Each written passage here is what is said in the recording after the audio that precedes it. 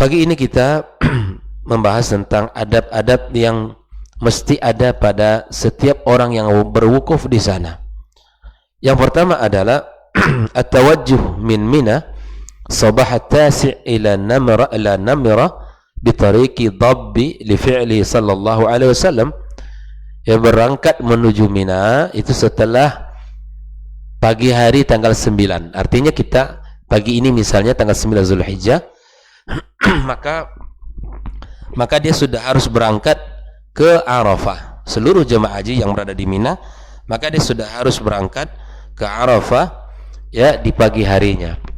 Kalau nanti atau tahun ini adalah tanggal 10-nya hari Sabtu, maka seluruh jemaah haji sudah harus berangkat dari Mina pagi Jumat. Pagi Jumat. Kalau di Saudi hari tanggal 10 Zulhijjahnya adalah hari Sabtu, maka seluruh jamaah haji sudah harus berangkat ke Mina, ya ke Arafah dari Mina pada pagi Jumatnya, sehingga mereka wukuf di Arafah di hari Jumat sampai terbenamnya matahari. Ini yang pertama. Yang kedua, al-ightisalu ba'da az-zawali lil wuquf bi Arafah wa huwa masyru'un hatta lil haidi wan nufasa. Yaitu disunahkan dan dianjurkan untuk mandi bagi yang berwukuf. Ya, kalau seandainya di Arafah itu memiliki kesulitan, maka ini bisa dilakukan di pagi hari. Dan di Arafah tentu tidak seperti di tempat lain. Di Arafah tunggu sangat padat, jumlahnya sangat banyak. Ya, dan tentu di sana harus cerdas dan harus bisa membagi waktu. Kalau tidak, habis waktunya di antrian untuk ke WC saja. Jutaan manusia di sana. Maka harus pandai-pandai menjaga diri dan membagi waktu sehingga tidak habis waktunya untuk berada di antrian untuk bisa ke hammam. Nah, apakah bagi semua orang yang berwukuf itu disunahkan untuk mandi? Iya. Sampai wanita yang haid sekalipun atau yang nifas sekalipun, jika ada maka disunahkan. Maka di sini juga kemudahan dari syariat dari Nabi SAW, dari agama yang mulia ini, bahwa siapapun dari kaum muslimin dan muslimat yang melaksanakan ibadah haji, dia misalnya seorang wanita, katakan dalam bab ini dia haid hari itu, dia tidak suci, dia bisa berwukuf di Arafah. Hatta an-nufasa, wanita-wanita yang nifas pun bisa wukuf di Arafah. Bayangkan, walaupun hukumnya ini subhanallah sudah dibahas oleh para ulama, jika seandainya ada maka wajib bagi yang haid dan nifas untuk bisa wukuf di sana. Subhanallah, ini juga bagian dari keringanan agama. Ketika misalnya berangkat dari Madinah Al-Munawwarah, ketika dia ingin berihram di Bir Ali atau Zulhulaifah, sampai wanita haid pun mesti dia mandi untuk ihram, kemudian dia berpakaian seperti mana yang telah disyariatkan dan memasang niat, ya, mengambil niat di Bir Ali atau di Zulhulaifah. Sampai di Mekah dia harus menunggu sampai haidnya selesai, dan ini tentu diambil dari kisah ibunda kita Aisyah radhiyallahu taala anha. Kata Nabi SAW, lakukan apa saja yang diperintahkan kecuali tawaf di Ka'bah itu tidak dibenarkan kecuali bagi yang suci. Nah, oleh karenanya yang ketiga di antara adab yang mesti dijaga adalah al-wuquf bi mawqifi Rasulillah sallallahu alaihi wasallam inda sakhratil 'azimatil mafrusha fi asfali jabalir rahmah alladhi tawassat Arafah. Ya, kita berwukuf di tempat wukufnya Rasulullah sallallahu alaihi wasallam, ya, di bawah bukit Jabal Rahmah, dan ini merupakan pertengahan dari Arafah itu sendiri. Namun hal ini juga dibolehkan oleh para ulama bahwa Arafah merupakan tempat wukuf bagi seluruh jemaah haji. Yang penting di Arafah. Ya, jangan sampai di luar Arafah. Ya. Kalau wukuf di luar Arafah berarti tidak boleh. Alhamdulillah hari ini kalau di Arafah itu sudah dibuatkan tanda, ya mulai zaman dulu dibuatkan tanda bidayah tu wa nihayah. Dimulai dari startnya Arafah itu di sini dan akhirnya di sini. Berakhir di situ. Maka pastikan kalau kita sedang di Arafah dan di lokasi Arafah itu sendiri. Yang keempat, ikhwani kaum muslimin dan muslimat, az-zikru wad-du'a wal-iktharu minhuma, memperbanyak zikir dan doa di Arafah itu. Karena betapa banyak orang yang wukuf tapi tidak mengerjakan zikir. Betapa banyak orang yang mendapatkan nikmat bisa wukuf di Arafah tapi tidak berdoa kepada Allah. Sibuk dengan kegiatan-kegiatan yang lain. Itu tadi yang seperti saya sampaikan, kita bahas pada pertemuan sebelumnya, banyak orang yang di Arafah itu ya, reunian sibuk, kebetulan sama-sama haji gitu. Dan maktabnya sama-sama dekat, tempat tinggalnya sama-sama dekat. Maka mereka reuni di sana, ngobrol dari zuhur sampai asar. Ya, kemudian ditambah dengan foto-foto, cerita dan seterusnya. Bahkan subhanallah, pemerintah Arab Saudi, setahu saya di Arafah itu diputus hubungan koneksi telepon. Kenapa sebabnya? Agar orang tidak bisa menelpon, dalam bab bahwa di hari itu fokus kepada doa dan zikir saja. Ya. Di Arafah itu sinyalnya susah itu, karena sengaja wallahu ta'ala alam ya, oleh pemerintah Arab Saudi biar semua orang yang berhaji bisa konsentrasi, hanya fokus untuk doa dan zikir di sana. Bahkan ibadah salat saja diqasar dan dijamak. Bayangkan, zuhur dengan asar ya dikerjakan di waktu zuhur, asar diqasar, zuhur diqasar dan dijamak, agar kita punya waktu yang lapang untuk berzikir dan berdoa, dan banyak waktu untuk kita bertadarruk kepada Allah Subhanahu wa ta'ala. Padahal salat itu juga merupakan salah satu ibadah yang sangat agung. Namun di antara syariatnya di Arafah adalah dijamak dan diqasar. Nah, namun walaupun demikian, terkadang memang orang yang tidak mendapatkan taufik dari Allah Tabaraka wa ta'ala, ya tetap saja menghabiskan waktunya pada perkara-perkara yang tidak berguna dan bermanfaat baginya. Zikir dan doa menghadap kiblat sampai terbenam matahari di hari itu. Ya, sampai terbenam matahari. Semakin sore kita rasakan semakin syahdu kita berdoa. Ya, tanpa terasa air mata mengucur dengan deras. Hati kita ya merasa dekat dengan Allah Subhanahu wa taala. Ya, iman kita semakin kuat dan meningkat. Perasaan kita semakin tajam bahwa kita benar-benar bertaubat kepada Allah Subhanahu wa taala dan menyesali atas segala apa yang telah kita lakukan selama ini. Ya, yang paling afdal untuk kita kerjakan adalah kita di mana kita bertaubat kepada Allah Subhanahu wa taala. Nah, yang kelima adalah qaulul ifadha min Arafah ala tariqil ma'zimin atau la ala tariqid dhab alladhi ata min لأن رسول الله صلى الله عليه وسلم كان من هديه أن يأتي من طريق ويرجع من طريق آخر. Kalau kita ingin berangkat dari Arafah ya untuk tawaf ifadah, maka berbeda jalan seperti yang dilakukan Rasulullah sallallahu alaihi wasallam. Kemudian yang keenam, as-sakinatu fis sayri wa 'adam al-isra' fi. Kita berjalan dengan penuh ketenangan ya, kemudian kita tidak terburu-buru. Alhamdulillah hari ini pemerintah Arab Saudi kita dapatkan bagaimana perhatian yang sangat luar biasa, bagaimana khidmat mereka terhadap jamaah haji. Maka subhanallah, hanya orang-orang yang tidak memiliki hati dan tidak memiliki rasa cinta, ya itulah yang senantiasa mencela dan senantiasa ya mengupat apa yang telah dilakukan oleh pemerintah Arab Saudi.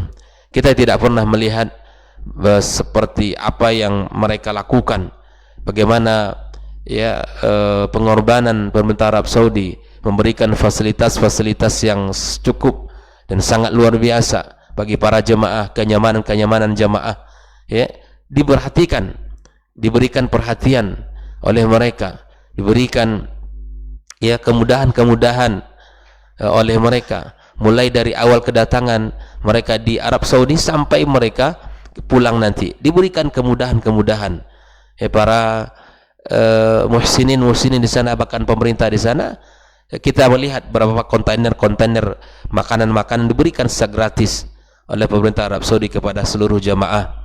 Yang kehausan, air bisa dapat di mana saja. Yang lapar, diberikan bingkisan, diberikan nasi, diberikan makanan kepada jemaah yang ada di sana. Ya, bahkan pemerintah Arab Saudi pun menyiapkan ya air zam-zam, air di mana setiap jalan-jalan sehingga bisa minum. Ya, sehingga kemudahan-kemudahan itu sangat kita rasakan, dan seluruh orang juga merasakan dari belahan dunia tentang pelayanan-pelayanan yang telah diberikan oleh pemerintah Arab Saudi untuk seluruh jemaah. Ya, kalau seandainya ada yang mengatakan bahwa jemaah haji itu tidak aman, tentu ini tidaklah perkataan yang benar. Haji itu aman, dan haji yang dilakukan itu adalah sangat mudah, dan itu dirasakan oleh para jemaah kita, mulai keberangkatan sampai kepulangan ke negeri kita. Adapun jika seandainya ada jemaah haji yang tahun ini, kan sudah beredar nih di informasi di media massa, ada jemaah haji yang baru sampai di Jeddah, sudah berihram lalu dipulangkan ke negerinya, termasuk orang Indonesia. Nah, ini bukanlah karena mereka Arab Saudi, ya, bukanlah mereka menginginkan mereka tidak haji, tapi tentu setiap negara punya aturan-aturan, setiap negara punya syarat-syarat. Maka barangkali inilah nasihat kita untuk seluruh pelaksana, ya, pelaksana ibadah haji dari biro-biro travel yang bisa memberangkatkan, maka penuhilah syarat-syarat tersebut sehingga tidak menzalimi para jemaah. Kita lihat yang hari ini berangkat haji furoda namanya. Haji furoda itu bayarannya tidak seperti haji biasa. Kalau haji furoda ini bayarannya antara ya 295 juta sampai 370 juta. Itu untuk satu orang saja. Tiba-tiba sampai berangkat, ya, sampai di Jeddah ingin masuk melaksanakan umroh, ternyata ditolak oleh pemerintah Arab Saudi. Sekali lagi, ini bukan dari pemerintah Arab Saudi yang menolak mereka untuk berhaji, tapi ada syarat-syarat yang tidak dipenuhi oleh mereka. Nah, oleh karenanya kepada para pelaksana biro travel, hendaklah yang memenuhi syarat-syarat tersebut sehingga tidak menzalimi masyarakat yang sudah bayar sekian ratus juta ingin berangkat haji, bahkan menghabiskan uang 400 juta, 350 juta berangkat haji, kemudian dipulangkan, dan itu uangnya hangus. Dan sekali lagi, kesalahan bukan pada negara Arab Saudinya, tapi terkadang kesalahannya ada pada kita, ya, yang berangkat kemudian dipulangkan, dan betapa banyak hal-hal seperti ini terjadi. Maka oleh karena itu, ya, nasihat untuk diri dan semua kita bahwa lakukanlah, ya, penuhilah syarat-syarat itu sesuai dengan yang telah ditetapkan oleh pemerintah Arab Saudi. Tak bisa pula kita punya ego, ya. Negara kita punya aturan, negara mereka juga punya aturan. Ya, masing-masing punya aturan, dan masing-masing punya pandangan. Maka oleh karenanya saling menghargai dan saling memenuhi syarat tersebut sehingga tidak ada pihak yang dirugikan. Nah, oleh karenanya ikhwani wa akhwati fiddin, sekali lagi orang-orang yang berangkat haji kita doakan agar Allah mudahkan, agar Allah berikan keselamatan, agar Allah berikan, ya, pelaksanaannya lancar sampai dari mereka tiba sampai mereka pulang nantinya, ya, kemudian kembali dalam keadaan haji yang mabrur, yang diterima oleh Allah Subhanahu wa taala, yang mana Nabi mengatakan al-hajjul mabrur laisa lahul jazaa illa al-jannah. Ya, kemudian yang ketujuh adalah al-iktsaru min at-talbiyah fi tariqihi ila Mina wa Arafah wa Muzdalifah. Ya, memperbanyak untuk membaca talbiyah. Talbiyah kapan dibaca oleh jemaah haji? Mulai pada tanggal 8 Zulhijjah, di hari tarwiyah, di saat mereka sudah mulai niat haji. Tentu kalau ini hajinya haji tamattu. Haji tamattu itu adalah antara umroh dengan haji yang terpisah. Ya, contoh si fulan misalnya berangkat haji berangkat haji dari Indonesia. Ya dari Indonesia rata-rata pasti haji tamattu. Haji yang menggabungkan antara pelaksanaannya umroh dan haji itu sendiri dengan cara terpisah. Berangkat pertama dia umroh dulu. Umroh dulu, selesai umroh dilaksanakan, maka dia bertahallul dan bisa berpakaian seperti biasa. Sampai datangnya tanggal 8 Zulhijjah, disebut hari tarwiyah. Di hari itu dia kembali mandi, berpakaian ihram dan berniat ihram untuk haji. Pada tanggal 8 Zulhijjah, jamaah berangkat dari tempat mereka ke mana? Ke Mina. Di Mina itu mereka mabit 1 malam. Mulai dari dia berniat untuk haji, di saat itulah memperbanyak talbiyah. Labbaik Allahumma labbaik, labbaik la syarika laka labbaik, innal hamda wan ni'mata laka wal mulk la syarika lak. Pada tanggal 8 Zulhijjah jamaah berada di Mina dan memperbanyak talbiyah di sana. Nah, untuk tata cara salat di Mina itu tidak di jamak, tetapi hanya di qasar. Artinya zuhur tetap 2 rakaat di waktu zuhur, asar 2 rakaat di waktu asar. Tidak dijamak dia. Berbeda di Arafah. Kalau di Arafah salatnya apa? Dijamak dan di qasar. Tapi di Mina itu cukup hanya di qasar tanpa dijamak. Itu bedanya. Maka 1 hari tanggal 8 hari tarwiyah itu jamaah berada di sana dan memperbanyak talbiyah di hari itu. Inilah yang dilakukan, ya. Kemudian berangkat dari perjalanannya dari Mina ke Arafah, itu juga memperbanyak talbiyah. Sampai di Arafah juga memperbanyak talbiyah.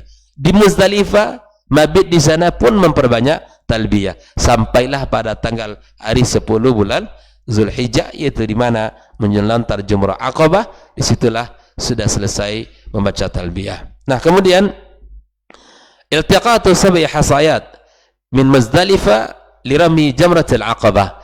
Nah, apa yang kita lakukan di Muzdalifah setelah kita berangkat dari Arafah menuju Muzdalifah?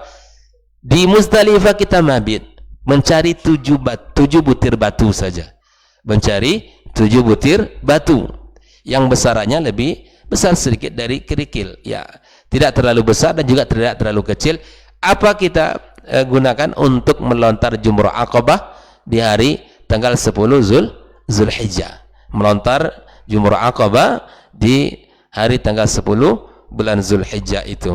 Ini yang kita bawa itu dari Muzdalifah. Ya. Maka di sini heboh itu. Jemaah haji tentu semuanya mencari gitu ya. Dan insyaallah tersedia aja jutaan manusia mendapatkan kerikil-kerikil kecil itu. Alhamdulillah. Yang ke-9, ad-daf' min Muzdalifah ba'da al-isfari wa qabla tulu'i syams. Berangkat dari Muzdalifah kemudian menuju Mina, ya, setelah mulai salat subuh dan mulai nampak naik matahari. Kemudian yang ke-10, al-isra' fi sayri bi batni muhaisir, ya, kita disunahkan berjalan dengan cepat di muhassir, ya, wa tahrikud dabati aw daf'u as-sayyara qadra ram'i hajratin aw hijrin in lam yakhsha dararan. Ini tentu tempat yang tidak boleh kita di sana, ya. Oleh Nabi SAW kita disuruh bergerak karena di tempat inilah dulu, ya, tentara Abraha dilempar oleh burung-burung ababil yang saat itu mereka ingin menyerang kota suci Mekah. Kemudian yang 11 adalah ramyu jamratil aqabah baina tulu'i syamsi waz zawal. Kita melontar jumrah itu yang paling afdal antara tulu'i syamsi sampai waktu zawal, artinya dari pagi sampai waktu zawal, dari terbitnya matahari sampai waktu zawal, dan membaca Allahu Akbar setiap kali lemparan. Bismillahi Allahu Akbar, Bismillahi Allahu Akbar sebanyak 7. Pastikan batunya masuk ke dalam piringnya, ada tempatnya itu. Dan subhanallah, ini kita melontar adalah melontar sesuai dengan syariatnya. Jangan pakai, ya, semangat sebagian jamaah itu luar biasa. Seakan yang dilontar itu syaitan langsung, gitu ya. Syaitan langsung. Sehingga yang didapat, apa saja yang didapat dilemparkan. Tidak. Cukup 7 batu kecil, kerikil, ya, Ya, zaman dulu itu lebih crowded lagi. Sekarang alhamdulillah sangat-sangat mudah sekali. Ya, kalau dulu kalau di hari tanggal 10 Zulhijjah itu sangat sulit. Bayangkan satu tiang jumroh itu didatangi oleh berapa juta manusia. Bisa kita bayangkan berapa crowded dan betapa padatnya itu. Bahkan sebagian kita ini betul-betul kalau pakai sendal itu, ya sudah, sendal itu akan tinggal. Ya, pergi bawa sendal, pulang tambah sendal. Bahkan itu kain mesti diikat kencang-kencang karena ada yang tertarik. Kalau sudah tertarik, ya bisa dibayangkan bagaimana kondisinya. Ya, selendang diikat betul. Alhamdulillah hari ini pemerintah Arab Saudi mereka terus berpikir bagaimana cara memberikan pelayanan yang terbaik sehingga tidak ada nyawa yang korban di sana. Alhamdulillah. Ini adalah yang Allah berikan kepada Khadimul Haramaini Syarifaini biqiyadati Malik Salman Ibn Abdul Aziz. Ya, mereka adalah pelayan dua tanah suci ya di atas pimpinan Raja Salman. Semoga Allah Subhanahu wa taala memberkahi beliau dan seluruh negeri dan kerajaan yang beliau pimpin. Kemudian yang ke-13 adalah bahwa di hari itu kita menyembelih hewan dan kita menyembelih hewan korban kita di sana dan mengatakan Allahumma hadza minka wa ilaika. Ini yang besok yang membaca doa itu ya, Allahumma hadza minka wa ilaika. Ini korban dari engkau untuk engkau. Allahumma taqabbal minni, ya Allah terimalah dari kami kama taqabbalta min Ibrahim khalilak, sebagaimana engkau terima dari Ibrahim kekasihmu. Ba'da yaqul bismillahi Allahu akbar, ya baca bismillah dan bertakbir lalu kemudian sembelih. Ya, dalam penyembelihan ya tentu harus putus antara dua urat yang ada di leher seekor hewan tersebut sehingga dia tidak tersiksa, dan disunahkan bagi kita untuk menajamkan pisau yang kita gunakan untuk menyembelih sehingga tidak tersakiti hewan tersebut. Nah, yang ke-14 al-aklu minal hadi, itkana sallallahu ya'kul min kabidi adhiyati aw hadi. Ya, bagian hal juga yang penting kita makan dari hewan yang kita sembelih. Ke-15 al-masyu ila ramil jamarati thalatha ayyam tasyrik. Pada tanggal hari tasyrik 11, 12, 13 kita melontar 3 jumroh. Jadi kalau hari 10 tanggal 10 kita hanya melontar 1 saja. Tapi di hari tasyrik 11, 12, 13 kita melontar 3 jumroh yang ada di sana. Masing-masing melontar 7 butir, 7 berarti 21 kali 3. Tapi kalau seandainya kita mewakilkan orang melontar itu boleh. Misalnya si fulan ini orang tua kita tidak berangkat untuk melontar karena sakit, maka anaknya boleh mewakili dia, lemparkan dulu untuk dia ya 7 kali bismillah Allahu akbar 7 kali. Setelah dia lempar untuk dia, maka dia wakilkan ibunya yang tidak berangkat atau ayahnya, lemparkan untuk dia. Ini boleh ya, karena ini bukan rukun ya, dia bukan rukun haji, maka kalau bukan rukun boleh kita gantikan ya, boleh kita gantikan. Dan subhanallah ini bisa kita lakukan orang tua kita yang tidak kuat jalan ya, apalagi di Mina Jadid itu. Mina Jadid itu dari tempat maktab sampai melontar itu 7 kilo kalau tidak salah, lebih kurang itu 5 apa 7 kilo gitu. Berangkatnya 7 kilo, pulangnya 7. Berapa bos? 7 kilo dari sini kemana ini? 7 kilo ya bisa jadi ke Uin Panam kan lumayan itu, lumayan berjalannya. Kalau seandainya orang tua itu kan sangat sulit bagi mereka itu. Yang mereka di Mina Jadid itu daerah perluasan Mina itu ya, itu subhanallah. Maka sebagian mereka tidak mau balik lagi ke maktab ya, nginap di daerah-daerah Jamarat sampai 3 malam. Nah, ini pemerintah Arab Saudi juga menertibkan ini sehingga kalau terlalu ramai di sekeliling Jamarat itu sulit untuk orang berjalan di sana, dan itulah terjadi insiden ya, peristiwa-peristiwa yang akhirnya kemudian bisa mengundang kematian. Kita ingat sebelum corona ya, beberapa tahun itu sebelum corona itu terjadi ya, mereka ingin berangkat ini pulang ya, waktunya panas di siang hari ya, sudah akhirnya disinilah saling dorong, saling tabrakan, dan Alhamdulillah pemerintah Arab Saudi kembali mengkaji dan terus memberikan. Makanya pemerintah Arab Saudi dalam bab ini mereka sangat ketat, ya, sangat ketat dan disiplin. Jangan sampai ada jemaah yang melanggar dari aturan ini, karena itu akibatnya fatal, akibatnya sangat fatal, ya, apalagi dalam melawan arus yang ada itu. Nah, pemerintah Arab Saudi dulu masih kita dapatkan jamaah-jamaah itu masih bisa berangkat, kalau bahasa kita bahasa haji koboi istilahnya, artinya kita berangkat tanpa maktab. Tapi beberapa tahun belakangan ini tidak ada jemaah haji yang tanpa punya maktab, masih semuanya pada maktab. Kalau dulu masih muda, ibaratnya kalau kita ingin berangkat haji bisa saja ke Mekah, ya, dapat tasrih misalnya, dan kita bisa berjalan kaki di masyair itu, di Mina, Arafah, Muzdalifah, bisa berjalan kaki. Kalau sekarang tidak.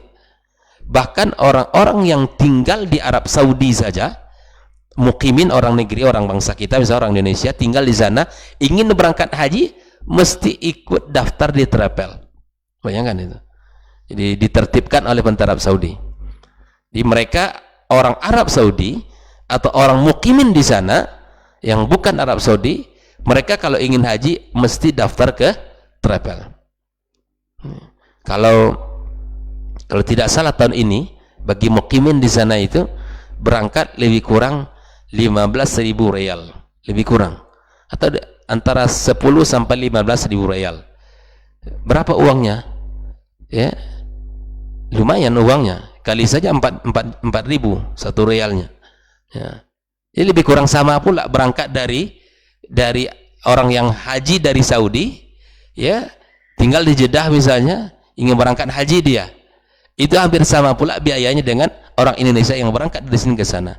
Ini tujuannya adalah untuk menertibkan sehingga tidak ada yang haji koboi, kalau bahasa orang kita di sana. Haji tanpa ada tempat dan tanpa ada makan. Ini semua ditertibkan agar pelaksanaannya lancar dan jemaah haji nyaman, dan kenyamanan jemaah haji adalah prioritas bagi bangsa negara Arab Saudi atau bagi negara Arab Saudi. Di kenyamanan jemaah haji adalah prioritas. Mulai dari kedatangan, saya sampaikan ya, jemaah haji kita di sana itu yang sakit itu semua gratis. Bayangkan ada jemaah haji kita yang pasang ring. Kalau pasang ring itu kabarnya kalau di Indonesia ini jantungnya itu tidak kurang dari 100 juta, 150 juta. Di sana gratis. Bahkan subhanallah ada jemaah haji yang seharusnya mereka dioperasi, dia lakukan tindakan di negeri ini dengan biaya yang tidak sedikit, di sana semuanya gratis. Bayangkan. Seluruhnya ditanggung oleh kerajaan Arab Saudi. Di seluruhnya ditanggung. Apapun penyakitnya ditanggung di sana. Biaya berobat selama di sana semuanya ditanggung. Itu adalah ya, kelebihan dan kebaikan negara Arab Saudi kepada umat Islam secara umum dimanapun dia berada. Nah, oleh karenanya ikhwani wa akhwati fiddin, ini mesti kita lihat dari sisi-sisi ini, sehingga kita tidak hanya memandang dari sisi negatif saja, tidak memandang dari sisi kekurangan saja. Negara Arab Saudi punya kekurangan, kita pun punya, ya. Tapi kita yakin bahwa apa yang telah mereka lakukan untuk negeri-negeri kaum muslimin itu sungguh-sungguh sangat banyak, mulai dari pelaksanaan ibadah umroh, haji, mulai dari beasiswa yang mereka berikan, mulai dari bantuan ya untuk membangun masjid, membangun sekolah, beasiswa, semua mereka lakukan. Bahkan daging-daging yang dipotong secara resmi di sana itu diberikan kepada kaum muslimin secara umum di negeri-negeri yang sangat membutuhkan. Kemudian yang terakhir adalah bahwa al-wuquf li du'a mustaqbil al-qiblah, ya, kita berdoa setelah melontar jumrah menghadap kiblat, ba'da rambil jumratil ula was tsaniyah duna tsalitsah.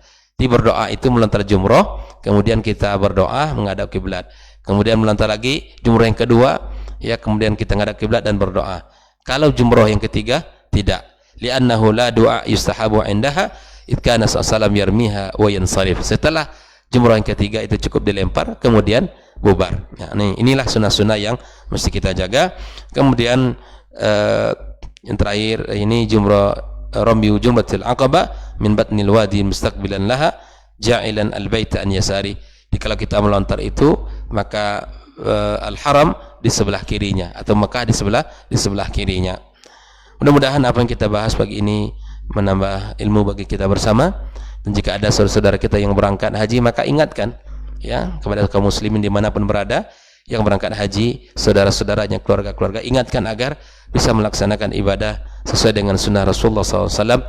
Karena haji, kata Nabi, khudhu anni manasikakum. Ada dua ibadah yang Nabi katakan langsung harus dipelajari betul seperti apa dan bagaimana Nabi mengerjakan. Yang pertama adalah haji, ya khudhu anni manasikakum, ambillah cara ibadah haji kalian dari saya. Yang kedua ibadah salat, sallu kama ra'aitumuni usalli, salatlah kalian sebagaimana aku salat. Ini menunjukkan betapa salat dan haji ini betul-betul kita pelajari dengan detail bagaimana Rasulullah sallallahu alaihi wasallam melaksanakan, sehingga tidak ada dari ibadah ini yang tidak selesai. Permasalahan terakhir adalah bagaimana seandainya wukuf di Arafah, ya, tanggal 9 Zulhijjah di sana dengan 9 Zulhijjah di negeri kaum muslimin tidak sama. Ini tentu pembahasannya sudah banyak disampaikan oleh para ulama kita, bahwa bagi yang tinggal di Arab Saudi atau yang sedang berwukuf, maka mereka mengikuti apa yang telah ditentukan oleh negara tersebut. Namun kita di negeri ini dan di negeri kaum muslimin yang lain, maka kita mengikuti keputusan yang telah diambil oleh pemerintah kita. Mudah-mudahan ya kita tidak ragu lagi dalam bab ini. Ya, nanti mana ini Ustaz? Kita puasa yang mana? Puasa 9 Zulhijjah ketika sedang wukuf, atau ketika 9 Zulhijjah yang ada di negeri kita yang ditentukan oleh pemerintah kita. Maka jelas bahwa orang yang sedang di sana, yang sedang haji atau sedang berada di negeri atau di kerajaan Arab Saudi, di bangsanya, maka di sana mereka sesuai dengan apa yang telah ditetapkan oleh pemerintahnya. Dan bagi kita yang hari ini di Indonesia, maka tentu mengikuti apa yang telah disampaikan oleh pemerintah kita. Semoga bisa kita pahami dan tidak bingung lagi, sehingga tidak lagi banyak pertanyaan-pertanyaan dalam bab ini, dan semoga kita bisa mengembalikan semuanya kepada Allah Subhanahu wa taala. Wa sallallahu ala nabiyyina Muhammadin wasallam. Subhanakallahumma bihamdika asyhadu an la ilaha illa anta astaghfiruka wa atubu ilaik. Wassalamualaikum warahmatullahi wabarakatuh. Orang yang keluar dari rumahnya menuju rumah Allah untuk menuntut ilmu syar'i, maka sungguh dia sedang berjalan di jalan ilmu, dan itu akan memudahkannya untuk menuju surga Allah Subhanahu wa taala. Man salaka tariqan yatlubu fihi ilman salakallahu bihi tariqan min turuqil jannah. Barang siapa yang menempuh sebuah jalan yang ditempuhnya adalah jalan menuntut ilmu, maka Allah akan mudahkan jalannya untuk menuju surga Allah Subhanahu wa taala. Orang yang berangkat ke masjid untuk menuntut ilmu syar'i dianggap sebagai jihad fi sabilillah. Nabi alaihi salatu wassalam bersabda, "Man dakhala masjidana hadza," barang siapa yang memasuki masjid kami ini, yakni Masjid Nabawi, liyata'allama khairan, untuk belajar atau mempelajari kebaikan, au yu'allimuhu, atau dia mengajarkan kebaikan, kal mujahidi fi sabilillah, adalah seperti orang yang berjihad di jalan Allah. Mudah-mudahan kehadiran kita di rumah Allah yang mulia ini, tujuan kita hanya satu, untuk mencari ridha Allah tabaraka wa taala. Mudah-mudahan ilmu yang kita pelajari, ilmu yang memberikan keberkahan, yang menerangkan jalan kita dan senantiasa menjaga kita di jalan Allah Subhanahu wa taala.